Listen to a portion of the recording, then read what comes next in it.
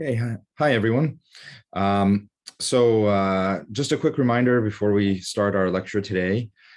You have your weekly homework assignment, your inquisitive assignment on chapter 3 due tonight, and you have your quiz on chapter 3 due tomorrow night.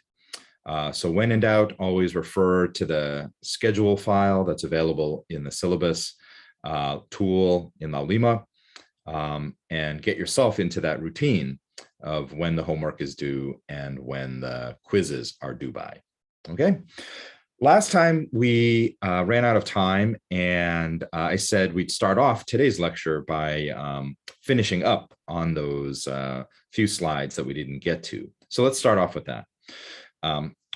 Just to get everybody on the same page and remember what we were talking about, we were discussing the role of different cells and how they act as effector cells as part of our innate immune system. So we've already looked at cells such as macrophages, of course, and neutrophils. Macrophages as part of our immediate innate immune response, and neutrophils that act more as the induced part of our innate response, right? The neutrophils are called in by things like the macrophages if the macrophages are having a hard time beating an infection within the first, let's say, few hours, right, of that infection starting. We ended up last time talking about natural killer cells that function a bit differently than other innate effectors, because natural killer cells, rather than being concerned with actually directly attacking and eating up something like a bacteria, right? Natural killer cells are not phagocytic like the macrophages and neutrophils are. Instead, natural killer cells function by pressing up against or encountering another cell and determining whether that other cell is in trouble. In trouble meaning maybe that cell is experiencing an infection, something that's intracellular, like viral in origin, for example, or it could be that other cell, which is a normal cell in your body, is somehow diseased, right? There's something wrong with it. That natural killer cell will press up against that cell and synapse. Remember, a synapse simply is a general term. It just means you have two cells pressing together, right? And that place where the two membranes are pressed up against each other, that is the synapse, right? And between the synapse, the two different membranes of the cells, you have things like different proteins, different receptors that essentially are communicating with each other. And if that natural killer cell determines that the target cell that it is synapsed with, right, that there's something wrong with it, then that natural killer cell will instruct that target cell to undergo apoptosis. In other words, the natural killer cell, right, its name is a bit misleading. It doesn't actually kill the other cell. A better way to think about it is that it tells the other cell to go ahead and hit the self-destruct button, so that cell takes care of itself and undergoes apoptosis, or programmed cell death, right? Then the natural killer cell can just move on and go to another cell, another cell, another cell, right? So already the fact that the natural killer cell works quite a bit differently than macrophages and neutrophils already begins to suggest that the natural killer cells are part of a more advanced sort of evolutionary step, getting away from purely being direct phagocytic cells that eat up things like pathogens, right? So that's why on this cartoon that we go back to time and time again this semester, right? This is where we see that the natural killer cells actually represent sort of the evolutionary start of the adaptive side of our immune system first evolving. Right? Okay. So we were talking about natural killer cells last time. We'll finish looking at those real quick, and then we'll also introduce these dendritic cells, and that'll wrap up the stuff that we didn't get to last time. Right.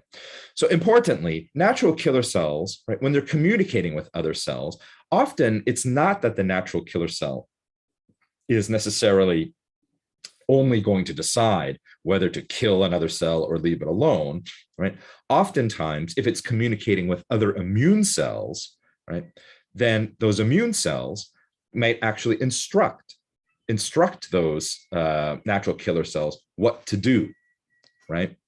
And when I say what to do, I mean that it might receive instructions from those cells, right, as to what it should be doing next. So if we look at, for example, this scenario here, we have a natural killer cell that is kind of floating by, and here is a macrophage, right? A macrophage that has been busy phagocytosing or eating something like, in this case, virus particles, right? The macrophage releases certain cytokines that will alert natural killer cells, right? That there's a virus on the loose in the tissues. And so the macrophage does that by releasing a combination of cytokines such as IL-8 or CXCL8, that just like with neutrophils, right, IL-8 is an attractive signal to bring natural killer cells close to the macrophage. And the macrophage also releases interleukin 12. And IL-12 then will go ahead and activate this natural killer cell. Now, it's important to realize that because natural killer cells have the potential to synapse with the cell, tell that cell to die, and then move on to another cell, and another cell, right? Most of the time, our NK cells, our natural killer cells, are in an inactive state, right? Because, you don't want to have tons and tons of activated NK cells all the time going through your system, bumping into your normal cells, potentially making mistakes about what to do, right? So in this case, the inactive NK cell is attracted to the macrophage by CXCL8. The NK cell forms a synapse with the macrophage, right? So keep in mind this cartoon, kind of the scale is all messed up here, because in reality, the synapse would be the two membranes pressed up really close against each other so that teeny tiny proteins, such as receptors and things like that, are essentially able to interact, right? In the cartoon, it makes it seem like somehow, they're forming like this weird like bridge, right? That spans quite a distance. But in reality, the synapse is very tight. The IL-12, it then tells the natural killer cell to go ahead and activate, right? It's the macrophage's way of getting the attention of the NK cells and telling it, hey, we're detecting viruses here, you better activate, right? So the NK cell then activates, it begins to proliferate. So it begins to divide, making multiple new NK cells, each of which then starts to produce all these different types of cytokine messages in it, that if these cytokine messages are released onto another cell, right, these messages might tell that other cell to undergo apoptosis. Right? So here you can see, right, the natural killer cell, then these are activated ones, they're going to go off and hopefully bump into other cells in the body that are the ones that are actually infected by the virus, right? And tell those cells to destroy themselves to slow the spread of the virus.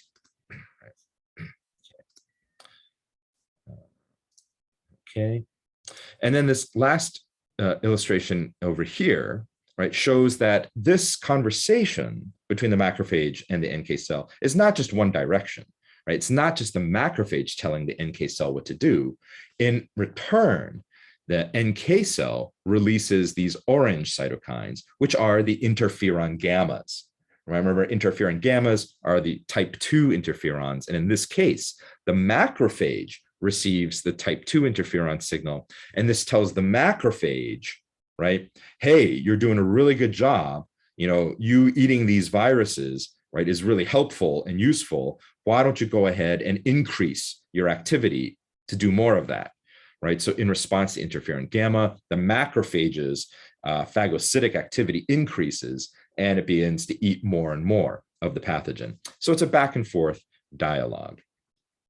Okay. We'll learn more about NK cells as we later explore how they sort of play a role in maintaining normal tissue health. Okay.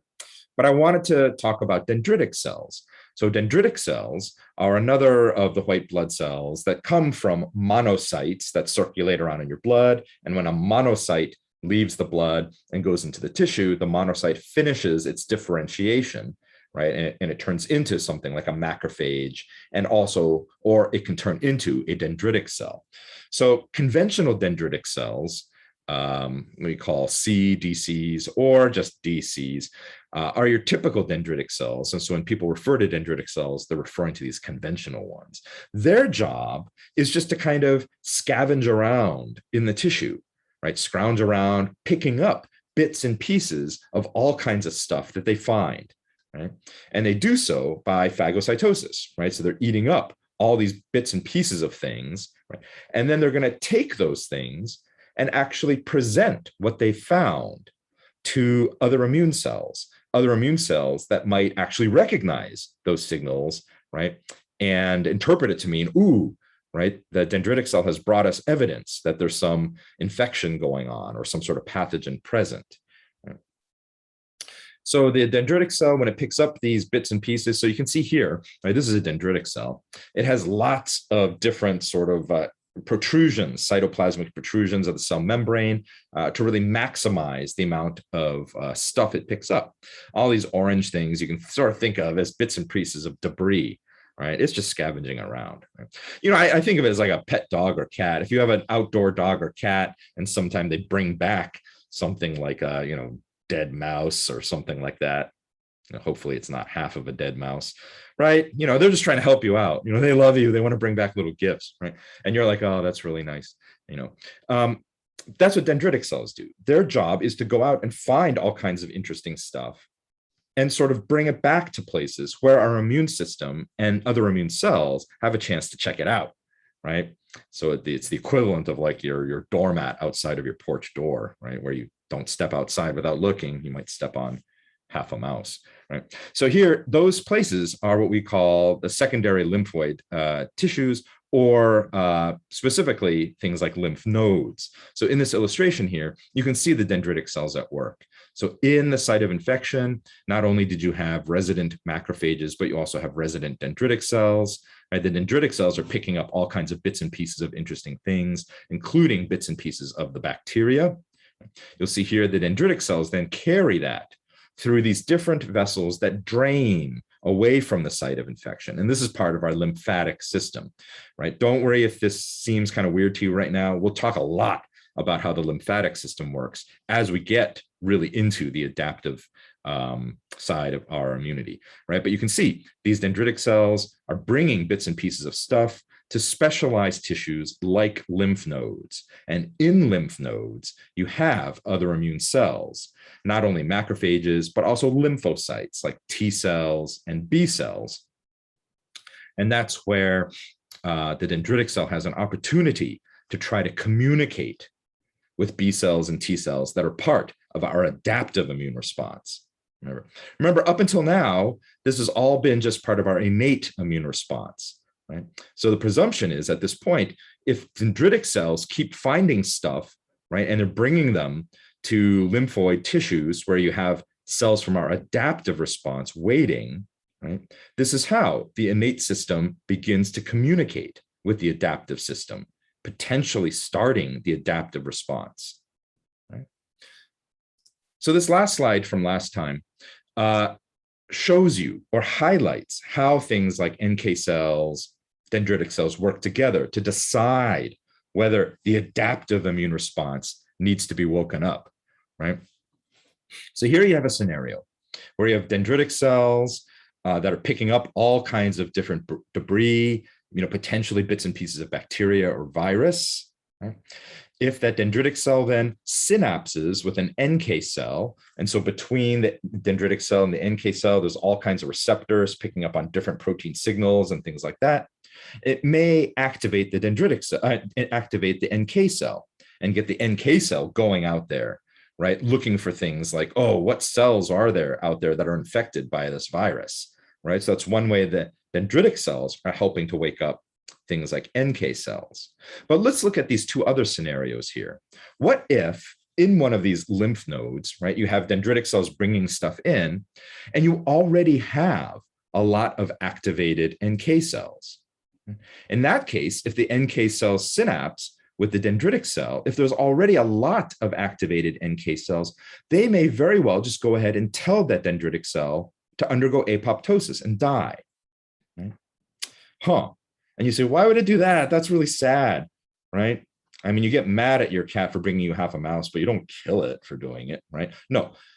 In this case, the reason why it evolved this way is that if you already have a lot of activated NK cells, the implication is, right, your immune response has already been widely alerted to the presence of this virus particle. You already have lots of activated NK cells out there. Hopefully, back at the site of the infection, right, this army of NK cells working with your other innate effector cells is going to take care of the problem, right? You don't want to go waking up the adaptive immune response. However, the opposite scenario would be you have many dendritic cells coming in, each of them loaded up with evidence of something like virus on them, right? And you have very few NK cells that have already been woken up there. In that case, if the ratio is sort of skewed this way, that might imply, we're in trouble because there's a ton of infection going on and not enough NK cells to take care of it. What should we do, right? And in this case, the NK cells might tell the dendritic cells, all right, we don't have time to waste. You better go ahead and wake up the adaptive immune system so that the SWAT team can be alerted and get on it, right? So in that case, the dendritic cells are allowed to live. And now the dendritic cells go on to try to wake up things like your B cells and T cells, right? The lymphocytes that are part of your adaptive immune system. Here's a really neat photo. So this is actually a photo of an NK cell, right, communicating with a dendritic cell. So in here would be the synapse where they're pressed together, all kinds of proteins, right, that are signals, proteins that are receptors communicating with each other. And it's kind of curious. It's neat to think, this conversation, what are they telling each other in this picture here? And what's going to happen next, right? Is the dendritic cell going to be told to die by the lymphocyte, or is the lymphocyte going to tell the dendritic cell, go wake up the B cells and T cells, right? Get the SWAT team mobilized, right? Okay. All right. So that moves us on to today's lecture. All right. Great. Now I'm probably going to end up running out of time today. Well, all right. So we're moving on now to talk about the adaptive immune system, right? So leading on from that last slide, if those dendritic cells are told, hey, it's time to wake up the adaptive immune response, right? Get the SWAT team mobilized. That's what we're going to talk about now. So first, let's put this in context. So not surprisingly, most life on Earth, multicellular life, has some sort of innate immune system in it. I mean, even bacteria, lowly bacteria that are like a single primitive cell, they have some sort of immune responses against things like viruses infecting them, right? That's like 3.5 billion years ago. Cells already had some sort of innate or built-in defenses, right? Then about 2 billion years ago, we have eukaryotes forming, for example, our amoeba here, right?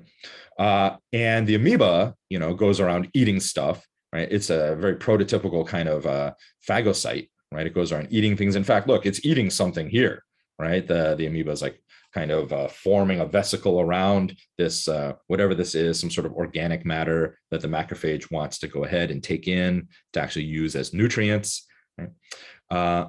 And it has, innate immunity, right? The amoeba has to have ways of defending against itself. But importantly, with eukaryotic cells like amoebas, it also has to be able to do something else that a bacteria cannot do necessarily. As the amoeba is kind of reaching around to grab this thing that it's eating, think about it this way, right? Eventually, right, its membrane is going to touch itself. Right? Even if there was no food particle here, there would be times when its membrane, as it's reaching out, would touch itself. Right? Now, the amoeba, it doesn't have a brain. It doesn't think about what it's doing, right? So how come the amoeba knows not to actually eat itself, right?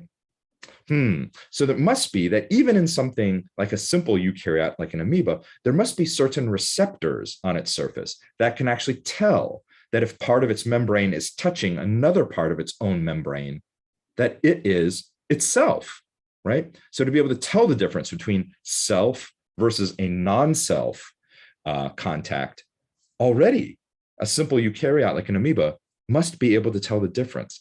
And that theme of cells being able to tell the difference between something that is self, right? And in the case of our advanced immune system, self meaning tell the difference between a cell that is actually one of our own cells versus non-self, right? A cell that is foreign and potentially a foreign invader, like a pathogen.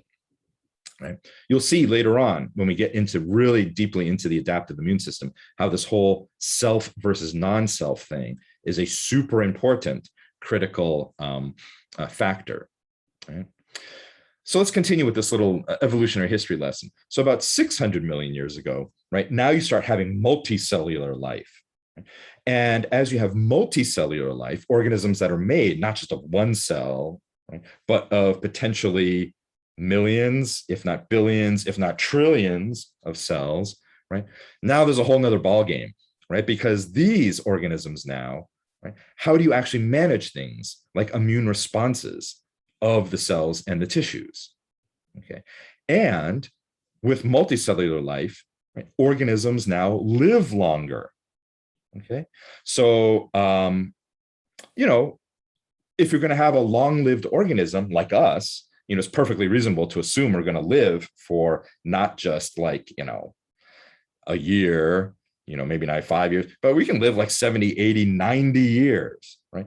During that time of our life, we're going to be exposed to many things that our innate immune system does not come pre-programmed to recognize, right? I mean, think about this. I don't know how many of you ever thought about this, but when's the earliest memory you have of actually being sick? Right, of not feeling well. I have some memories of maybe like when I was 5 or 6 years old, right, of feeling really rotten. Right? That's probably because there was some virus that made me sick that my innate immune system couldn't deal with. Right. So if I didn't have an adaptive immune system to wake up and come save me, that would have been it. Right. That would have been the end of my life when I was 5 years old, and I wouldn't be your immunology teacher here at UH. Right?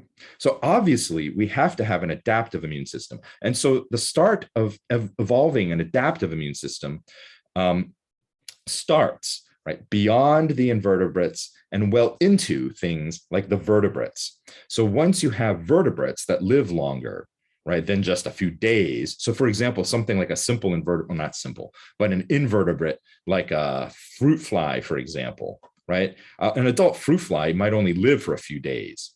So in other words, yes, right, adult fruit flies might bump into some sort of virus or nasty pathogen that its innate system can't deal with, and it just dies. But there's no evolutionary selective pressure for fruit flies to have a very advanced adaptive immune system because their species is designed to just live a few days and then they die, right? Because in those few days, they've already mated and the next generation of fruit flies is in the works, right? But for us, living longer than just 5 days, right, we need to have an adaptive immune system. So vertebrates are the beginning of the adaptive immune system, right? So now we begin to have this extra system of recognizing novel pathogens layered on top of our existing innate system.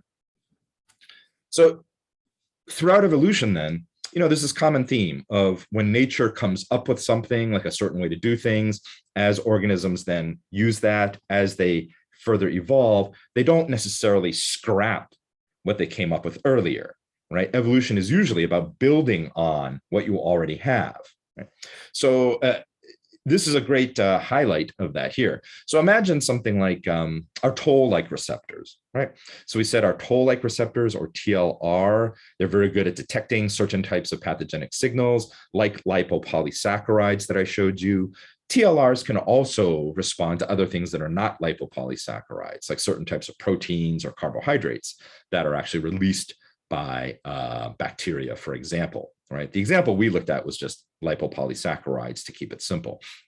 We said that like a human's toll-like receptors on our macrophages and other immune cells, it works through a series of different proteins that end up communicating each other once the TLR, right, changes shape due to something being attached to it, like a lipopolysaccharide or other pathogen-derived molecule.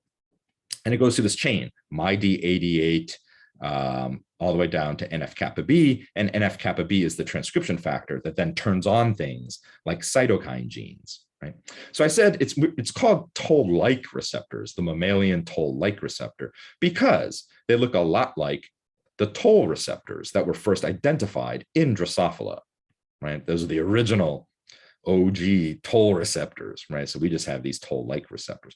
So if this is what the pathway looks like in humans, what do you think the toll pathway looks like in a fly? I mean, after all, we're way more evolutionarily advanced than a fly, right? Well, this is what it looks like. It's the same thing, right? The flies, they had it first, right? And so people who study Drosophila, those Drosophila researchers, they have a funny sense of humor. They give the different genes and proteins that they discover in flies much more creative names, right? Like cactus or Pele or, et cetera, right? The point is, those same toll-like receptor pathways that your cells use today are essentially evolutionarily, right, the same thing as what a lowly fruit fly uses in its innate immune system. All right. So now let's go ahead and start talking about the adaptive immune system then, right? Because it's not comfortable comparing us to a fly. We want to talk about what makes us better than a fly. Right? So let's go back and quickly compare. Our innate immunity, which is what we've talked about at this point, has certain pros and cons. Pros are quick response, right? Because you already have these effector cells and molecules in your tissues. It's a very modest cost to maintain because all this is stuff that's pre-programmed. Right? The cons are the innate effector cells, molecules, whatever, may overlook non-typical invaders. Right? And the problem is the response plan is always the same because the way these cells are trained, it's to release the same cytokines. And then when other innate cells receive these cytokines, they always do the same thing in response. Right? So it's not a very flexible plan, but that's okay. Right? Because over evolutionary time, this plan works really well. And we've already stressed the fact that over 99.9% of all pathogenic exposures you have in your typical day, right, your innate system will take care of. And that's fine.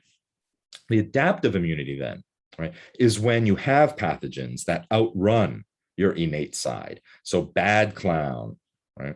Bad clown over here, right, who isn't detected very well by your innate system, or he has tricks up his sleeve to get around your innate system.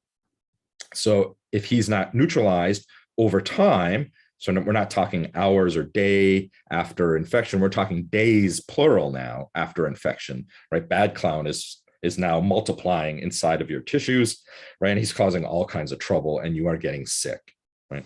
So when your adaptive system finally has to be woken up, right? The response has to be very powerful, very fast, very specialized, because it has to be that the SWAT team knows, right, bad clown's identity now, and they take him out. And importantly, you have to have memory next time, so that if being sick from bad clown, right, almost caused you to die, but your adaptive immune system, right, came to your rescue and saved you, you don't want to have to go through that whole thing from square one again the next time bad clown comes along, right? You want to have memory to be able to deal with them quickly.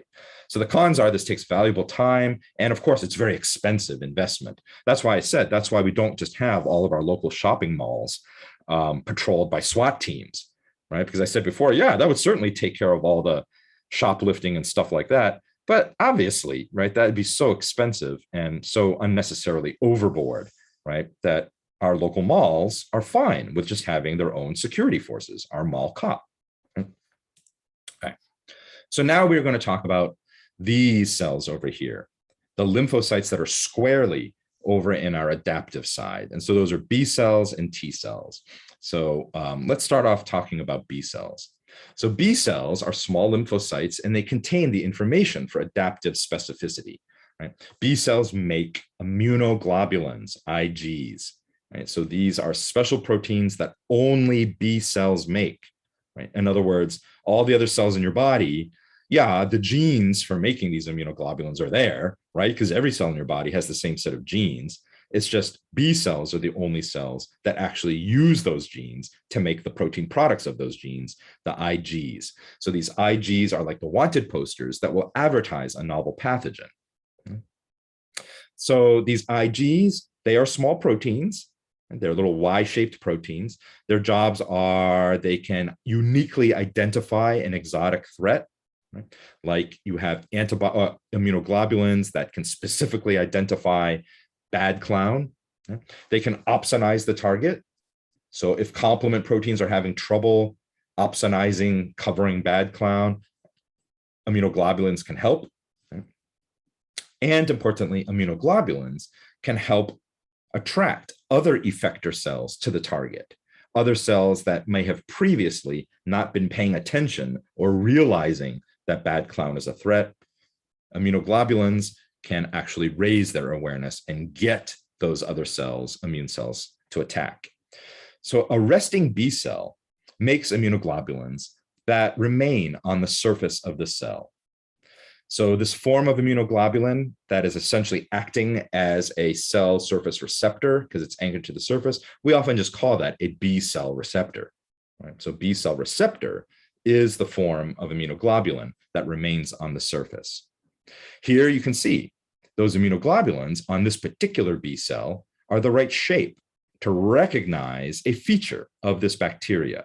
Maybe this is a feature, right, that previously you didn't have things like receptors on macrophages that would recognize this, right? So if this is bad clown, maybe this is bad clown's straw hat, right? Because up until now, your body has never even seen a clown with a straw hat before. So you didn't come pre-programmed to realize that the straw hat was a sign of him being a clown, right? But this B cell has the right shaped immunoglobulins to recognize that. And what will happen is if this B cell does encounter this bacteria with this particular signal on it, those B cells may turn into plasma cells. And plasma cells release immunoglobulins from them.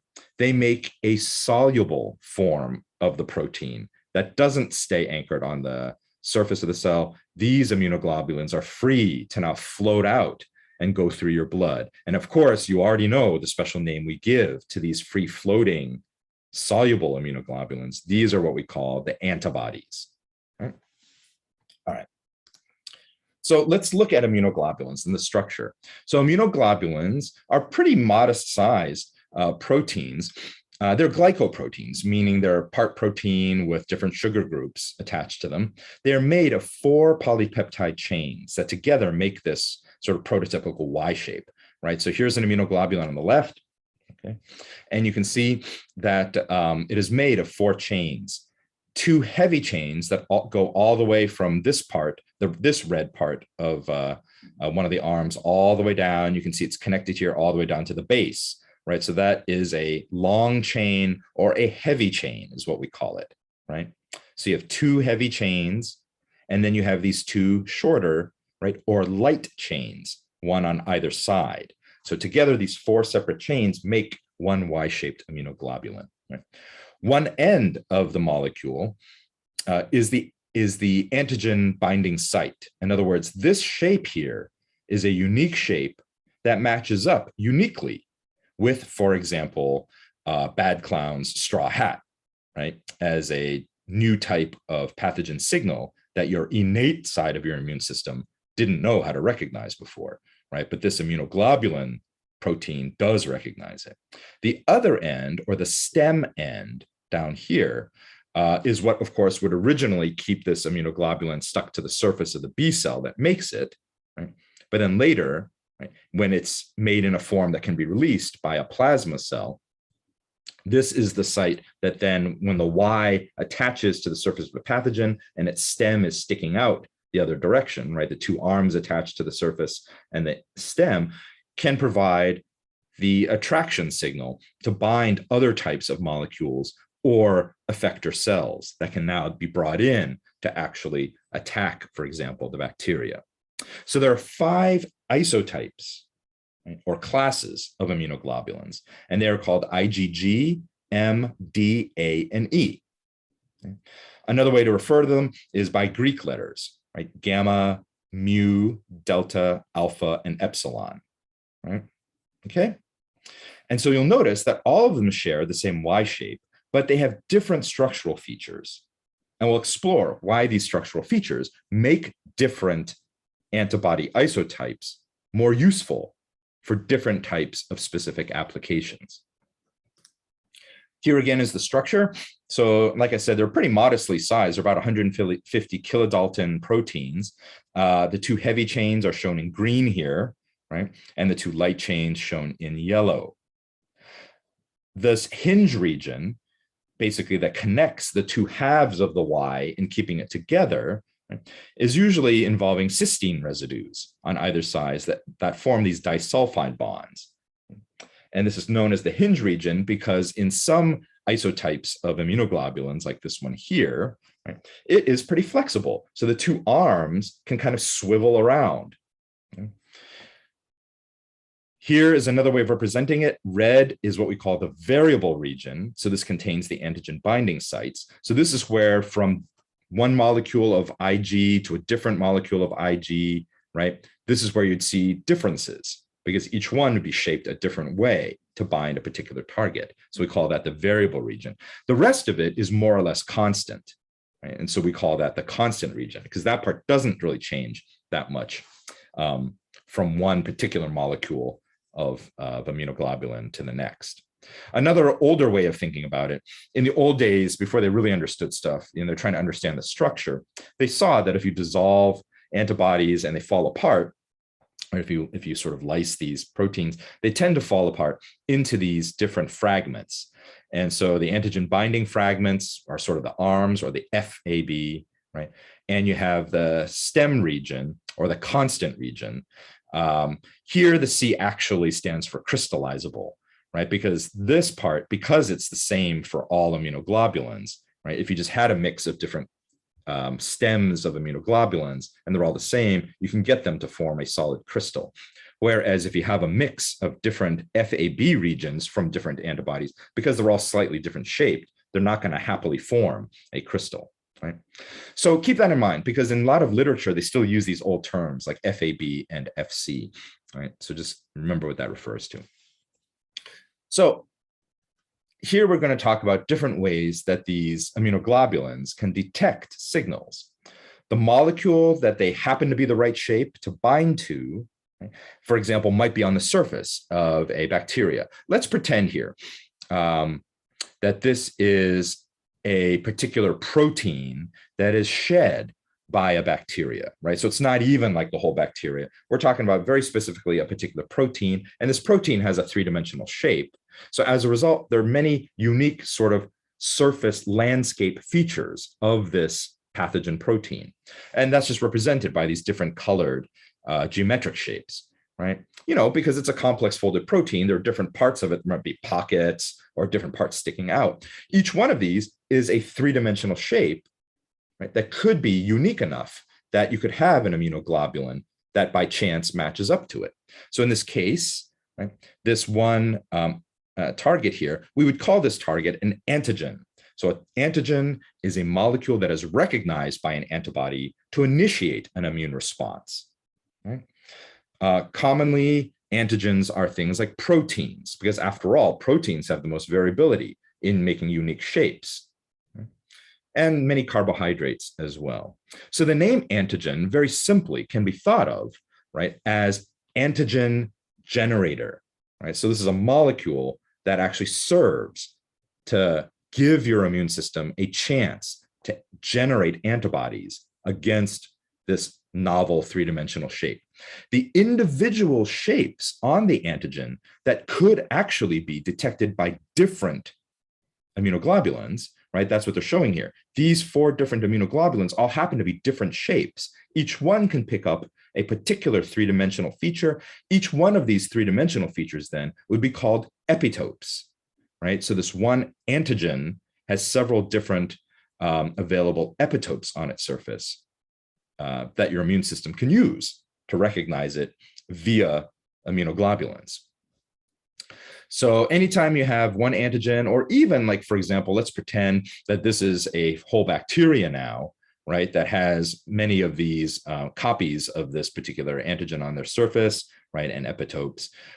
We would just say that these are multivalent antigens, right, antigens that present different opportunities or different instances of epitope on their surface that different antibodies can bind to. All right, so let's look at the three-dimensional structure of the Ig, right? Because I'm never satisfied just looking at 2D cartoons, geometric shapes. So this is the ribbon diagram of a typical immunoglobulin. In this case, this is IgG, right? One of the 5 subtypes or classes. This is IgG. So you can see here, the heavy chain is shown in blue. That starts all the way from the end here, goes to the base. The other heavy chain is in yellow, starts all the way here from the end of the arm, goes down to the base, right? Then you have the two light chains shown in red, right? Keep in mind that each of these chains is a single polypeptide chain. So you could find on this blue one, the end of it, I don't know where it is, it's somewhere tucked away in here, but you could follow it all the way around as one continuous ribbon that winds around and ends up like down here, right? Same thing with the light chain. So in this cartoon, you can see this, right? They're made of these different globular regions.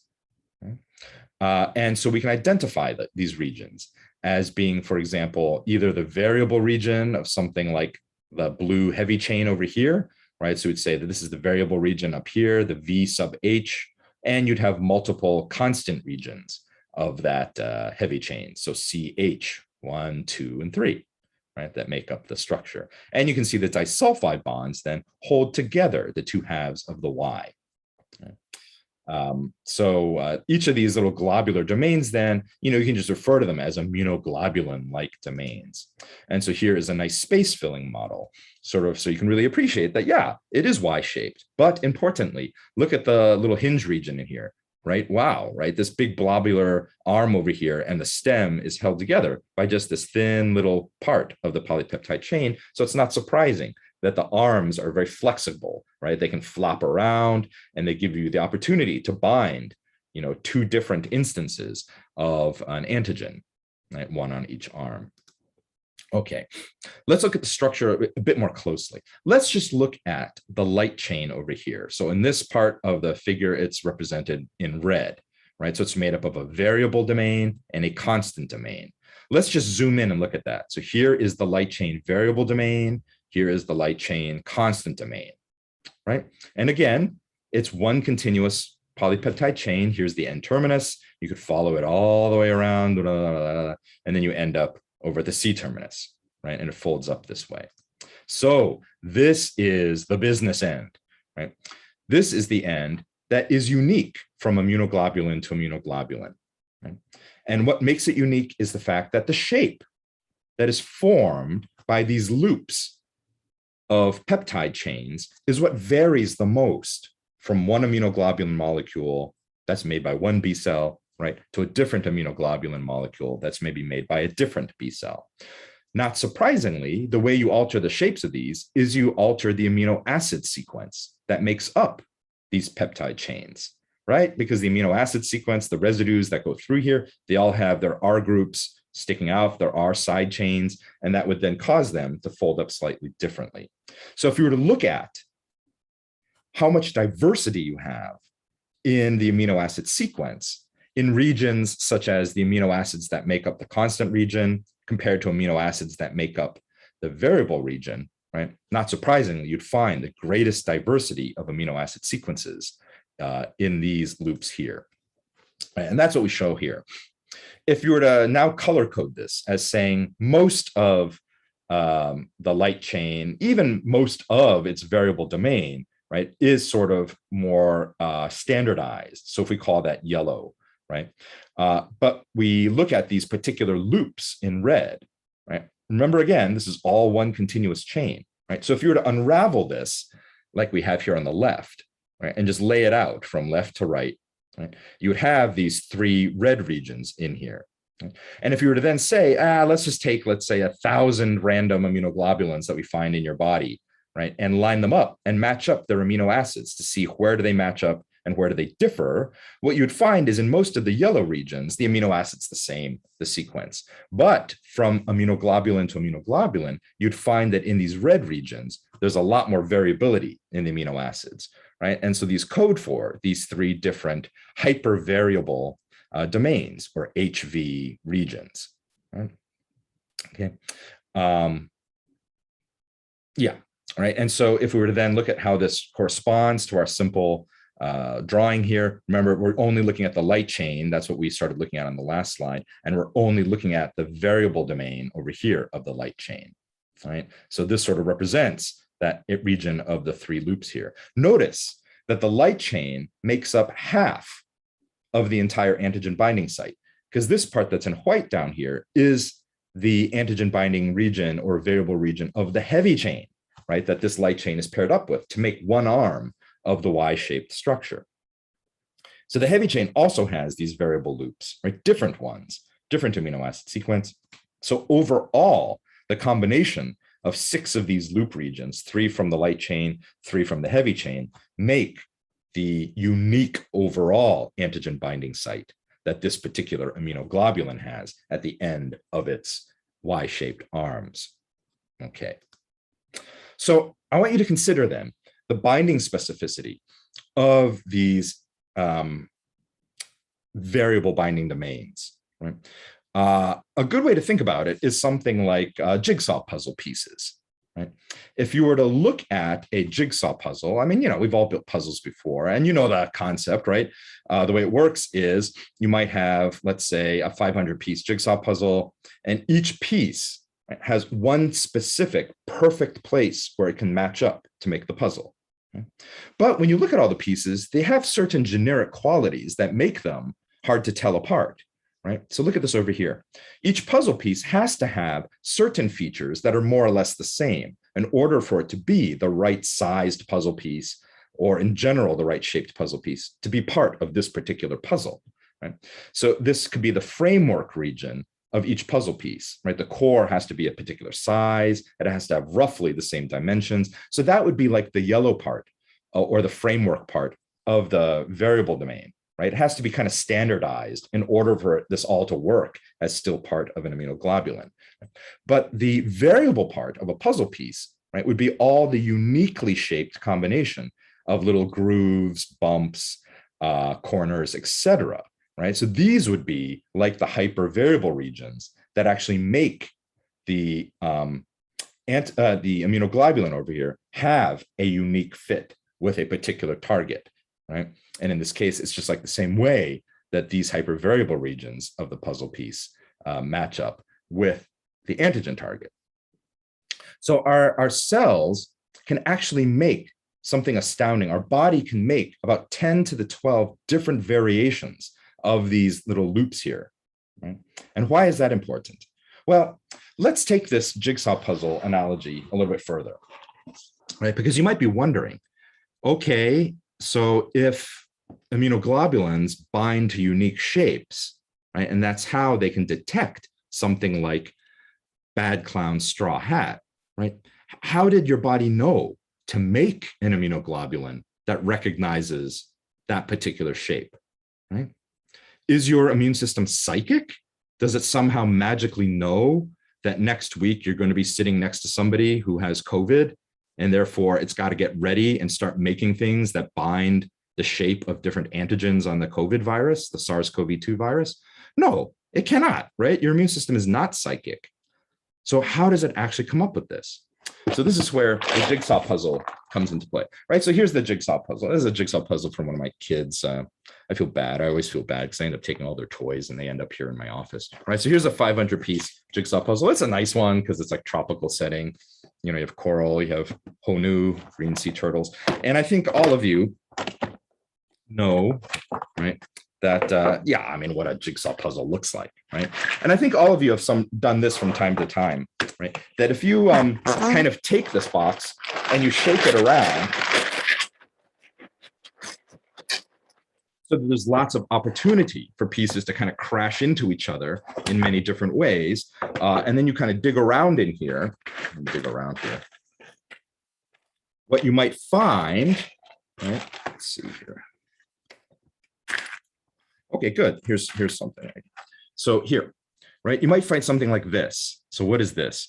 This is two puzzle pieces that have just kind of come together by chance, right? But you can clearly tell they're not meant to be the two puzzle pieces that are going to be positioned like this next to each other in the final puzzle, right? I mean, one of them has like, I don't know, some pink coral on it, right? Like over here, right? And then, well, what's the other side? This is like a Finding Nemo fish, clownfish kind of thing. Oh yeah, down here somewhere, right? So what's going on here?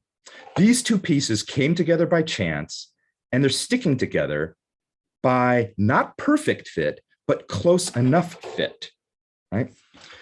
And so what does that mean? Close enough fit means it's good enough, right, from this chance encounter to stick together, but not surprisingly, right, they're not stuck together very well, right? You just have to kind of touch them and they fall apart, right? So that is actually the basis of how your immune system comes up with immunoglobulin or chooses immunoglobulin shapes, right? That means in this 500 puzzle piece kit here, right? If you imagine that you need to detect a particular antigen in here, right, that might come from a pathogen, that puzzle piece that hooked up with it, right, in a close enough fit, that could represent the immunoglobulin that starts your adaptive immune system's ability, right, to finely tune and wake up the SWAT team to recognize that particular antigen. All right. So novel antigen binding is based upon this close enough fit. There's no way for your body to predict every antigen it'll ever encounter. So the way our body deals with it is we literally produce millions of different immunoglobulin shapes all at one time. And like these mismatched puzzle pieces, right, they're going to be floating around in your body. And if a pathogen comes in from a chance encounter, there might be some of them, immunoglobulins, that are just close enough in fit to start some sort of interaction. Right? And that's what's going to direct our novel immune response. So if you look here, here are the puzzle pieces. Let's say this is the antigen. Here are the variable domains, right, of two immunoglobulins. Keep in mind that the actual three-dimensional surface that they're interacting with are the epitopes, right? So in the context of something like a bacteria, right, these would be the antigens on the surface that have various epitopes that you might have, by chance, the right immunoglobulins to bind to, right? And that will then start the process of your body preferentially selecting these immunoglobulins as the start of your antibody response. Okay. So what that does mean is everybody's immune system is unique. Right?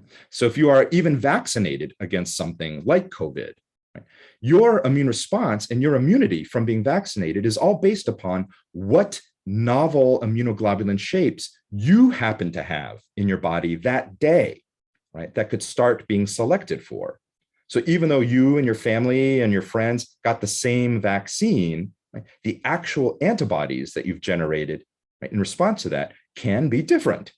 And that's why everybody's immune response or level of immunity can actually vary. Right? All right, so this is the last slide today because I know we're over. Right?